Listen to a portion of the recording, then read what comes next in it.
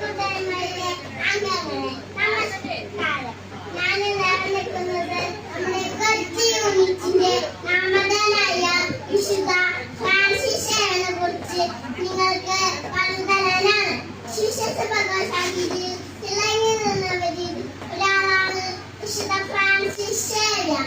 അദ്ദേഹം സ്പെയിനിൽ ജനിച്ച് പാരീസിൽ പഠനം പൂർത്തിയാക്കി. ഒരുവൻ ലോകം മുഴുവൻ വരിയാലും സ്വന്തം ആത്മാവിനെ നഷ്ടപ്പെടുത്തിയാൽ ഇനി എന്തു പ്രയോജനം?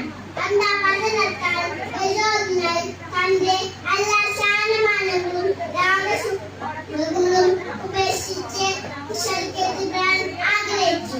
അങ്ങനെ വിശുദ്ധ ഫ്രാൻസിസ് സേവ്യറിന് ഭാരതത്തിന്റെ രണ്ടാമത്തെ അവസാനമായി മാറി. അദ്ദേഹം ഗോവയിലെത്തി അവിടുത്തെ പ്രായപൂർത്തിയായവർക്ക് പ്രചോദനം നൽകി. തെരുവിൽ നടക്കുന്ന മക്കളെ മണിയടിച്ച് വിളിച്ചു കൂട്ടി അവർക്ക് ദേവവചനം പകർന്നു നൽകുകയും ചെയ്തു. അവിടുത്തെ ആശുപത്രികളിലും തടവറകളിലും